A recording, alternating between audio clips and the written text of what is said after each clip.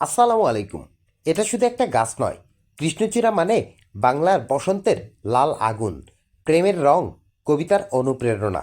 শীত শেষে গ্রীষ্মের শুরুতে যখন প্রকৃতি একটু ক্লান্ত, ঠিক তখনই কৃষ্ণচূড়া জ্বলে ওঠে আপন রূপে, ছড়িয়ে দেয় আগুন রাঙা ফুলের ছটা।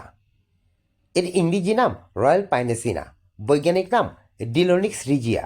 জন্মস্থান মাদাগাস্কার হলেও আমাদের বাংলাদেশের মাটি আর আকাশে যেন এর আসল বাড়ি। কৃষ্ণচূড়া শুধু চোখ জুড়ায় না, মনে জায়গায় ফেলে আসা স্মৃতি। কলেজ ক্যাম্পাস, গ্রামের রাস্তা কিংবা শহরের পার্ক, সর্বত্রই ছিল এর ছোঁয়া।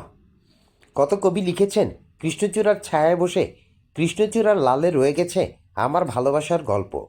কৃষ্ণচূড়া মানে রঙিন ঋতুর গল্প, ভালোবাসার স্মৃতি আর আমাদের প্রাণের বাংলা। আসুন এই অপরূপ সৌন্দর্যকে আমরা আরও ভালোবাসি, আরও রক্ষা করি। ধন্যবাদ।